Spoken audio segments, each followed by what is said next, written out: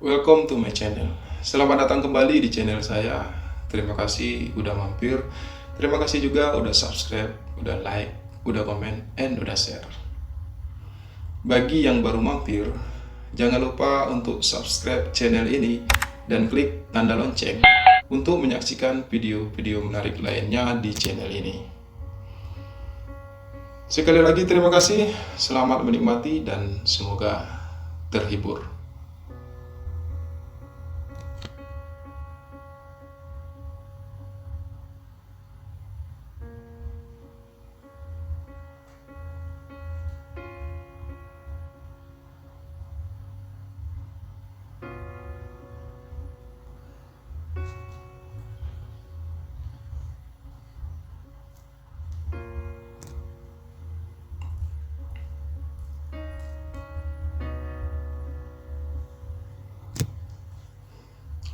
Orang-orang memanggilku AB. Begitulah nama sapaanku sehari-hari. Dan ini adalah kisahku. Tidak ada yang istimewa sebenarnya dari kisahku. Semuanya biasa saja. Aku hanya laki-laki biasa, terlahir dari keluarga biasa, dibesarkan dengan cara biasa, dan tumbuh menjadi orang yang biasa.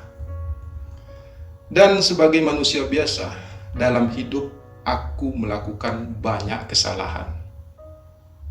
Kesalahan-kesalahan itu terjadi begitu saja. Bahkan ada yang dengan sengaja aku lakukan. Dan tentunya sebagai manusia biasa, aku tidak punya banyak keinginan. Aku hanya ingin merasakan kebahagiaan sebagaimana yang orang-orang lain rasakan. Aku hanya ingin menikmati hidupku. Itu saja. Ya, hanya itu. Tapi hidup tak pernah berjalan seperti yang aku harapkan. Hidup terlalu berat bagiku. Hidupku terlalu rumit dan membosankan. Semua penderitaanku berawal ketika ibuku meninggal saat aku masih berusia 6 tahun. Saat aku masih sangat kecil dan belum mengerti arti sebuah kehilangan. 5 tahun kemudian, ayahku pun menyusul ibuku.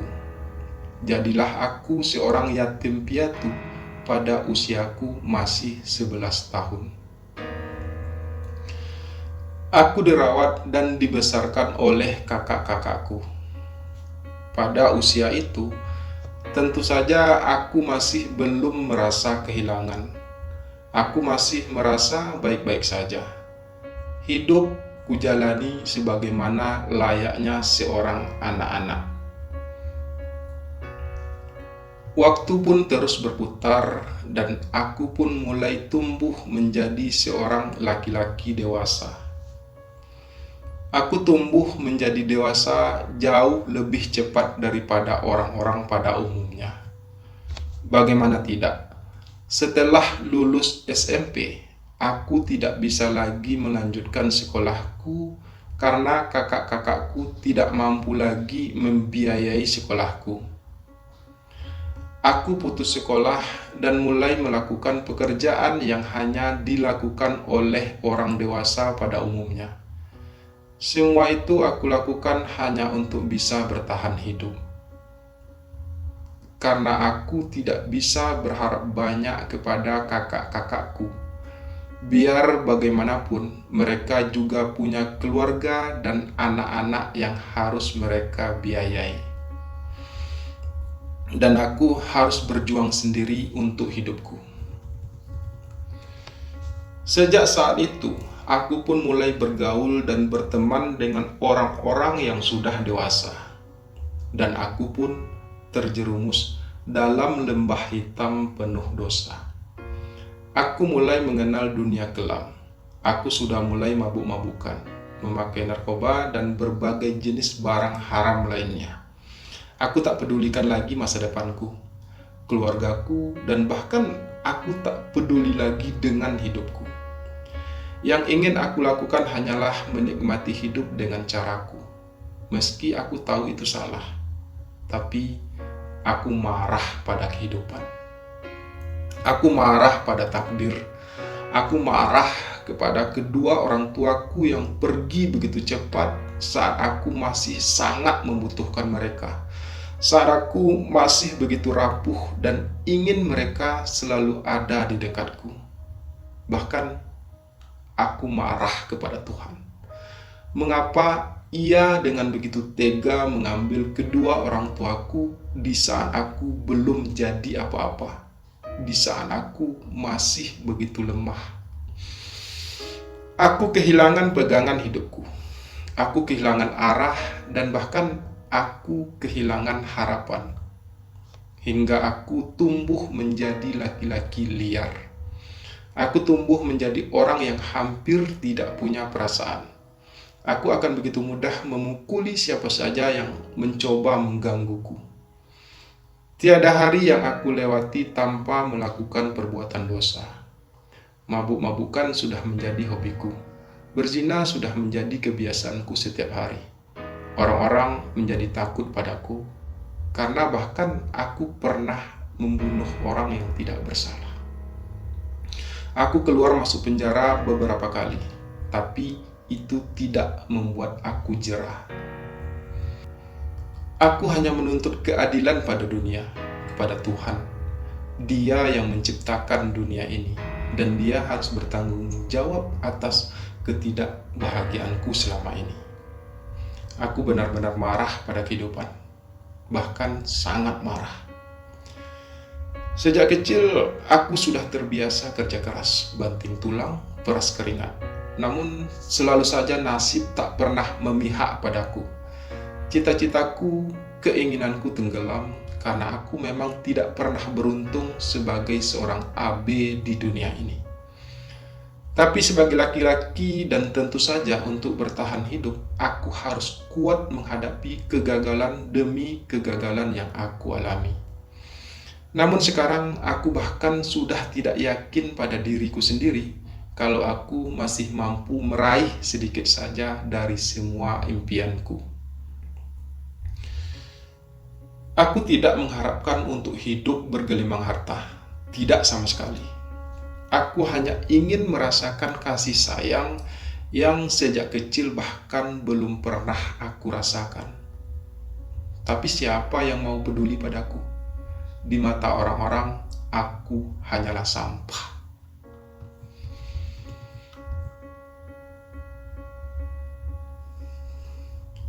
Aku masih saja terus menjalani hidup ini dengan semua kebiasaan burukku, dengan terus bergelimang dosa-dosa yang semakin hari semakin tak bisa aku hindari. Aku tak mengenal cinta dalam hidupku. Aku bisa mendapatkan perempuan manapun yang aku inginkan meski dengan sedikit paksaan. Karena aku memang terlahir dengan wajah yang lumayan tampan dan memiliki tubuh yang lumayan atletis yang terbentuk oleh penderitaan hidupku.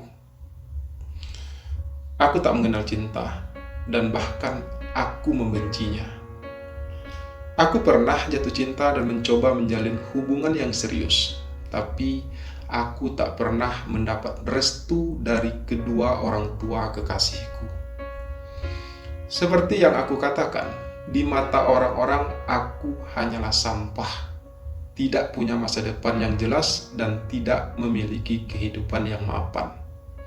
Orang tua mana yang akan dengan begitu mudah mengizinkan anak gadisnya hidup bersama dengan orang sepertiku? Tidak satupun dan tak akan pernah ada. Dan aku juga tidak peduli akan semua itu. Hari-hari berlalu seperti biasa, hingga suatu saat Tuhan akhirnya menghajarku.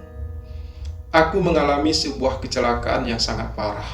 Aku koma di rumah sakit selama 10 hari. Aku tak sadarkan diri. Selama masa koma itulah, aku seakan mendapat pencerahan. Aku bermimpi bertemu kedua orang tuaku. Mereka sangat marah padaku. Mereka seperti membenciku, dan aku menangis terseduh-seduh dalam mimpiku. Aku ingin meminta maaf kepada kedua orang tuaku, tapi sepertinya mereka tak mau lagi mendengarku. Mereka pergi menjauh dan hilang. Aku mencoba memanggil mereka sekeras-kerasnya, namun suaraku tertahan dan yang keluar hanyalah rintihan kesakitan. Aku pun tersadar dari komaku. Tak sadar, air mataku pun menetes. Semua kakak dan keluargaku sudah berkumpul di dekatku. Wajah mereka menunjukkan kesedihan yang tampak begitu tulus di mataku. Aku pun terhenyak. Luka-lukaku akibat kecelakaan itu masih terasa sangat sakit. Namun yang paling menyakitkan dari semua itu adalah ketika aku tahu aku telah kehilangan sebelah kakiku. Kaki kiriku harus diamputasi karena mengalami patah yang sangat parah. Tuhan telah mengambilnya dengan paksa dariku. Seketika aku sadar, ini adalah salah satu bentuk teguran Tuhan padaku, atau bahkan ini adalah hukuman untuk semua dosa-dosaku. Aku kehilangan satu kakiku, dan kehilangan bukanlah hal yang baru bagiku. Aku sudah terlalu biasa dengan yang namanya kehilangan, dan aku tidak ingin menangisinya ataupun menyesalinya. Takdirku memang selalu buruk. Keberuntungan tidak pernah benar-benar datang padaku, dan aku membenci semua itu.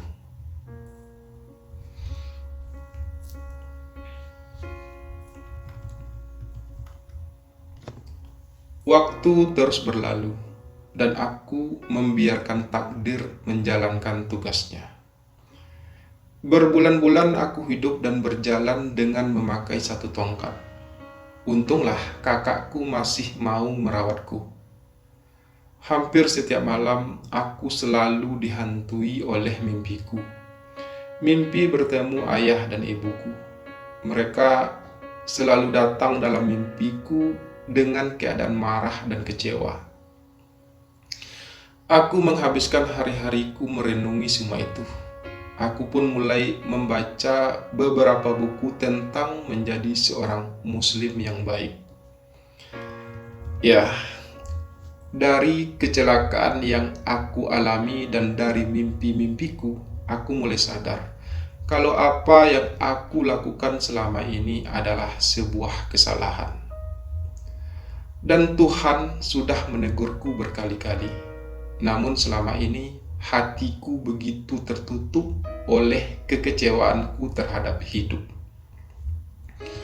Sekarang aku mulai menghafal kembali bacaan-bacaan sholat yang sempat aku pelajari pada waktu aku sekolah dulu.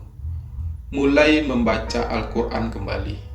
Aku mulai melaksanakan sholat yang sudah sangat lama aku tinggalkan.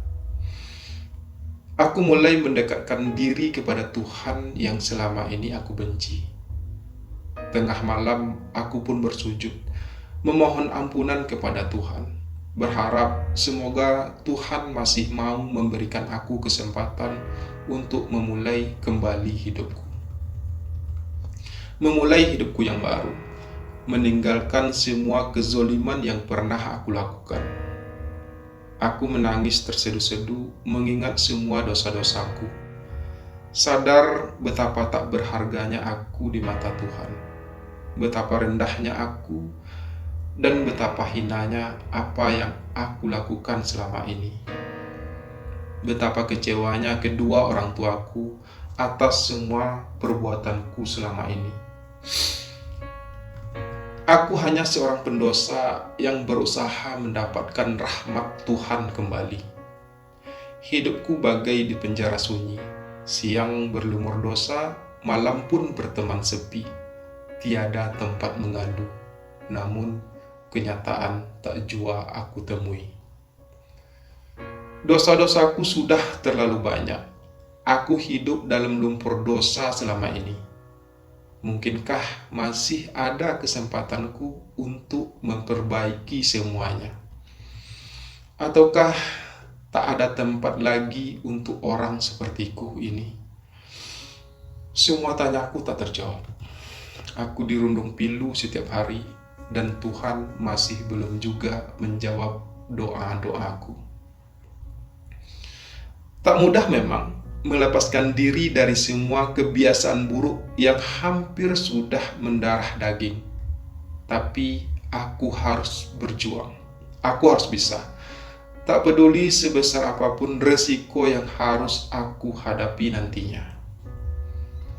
Aku harus meminta maaf kepada siapapun yang pernah aku sakiti dulu. Aku tahu, terlalu banyak waktu yang aku buang percuma selama ini. Aku telah menyia-nyiakan hidupku, dan aku tidak akan mengulanginya lagi. Meski aku harus melanjutkan hidupku hanya dengan satu kaki. Aku benar-benar berharap kelak suatu saat aku akan menemukan kebahagiaan yang selama ini aku harapkan. Atau justru sebaliknya, aku akan kembali terjerumus dalam lumpuran dosa yang bahkan mungkin akan jauh lebih parah. Terima kasih sudah menyimak cerita ini sampai selesai. Semoga bermanfaat dan semoga ada hikmah yang bisa diambil dari kisah sederhana ini, dan semoga terhibur. Sampai jumpa di video-video berikutnya. Jangan lupa untuk subscribe. Jangan lupa juga untuk like, comment, and share video ini. Salam sayang untuk kalian semua. Muah.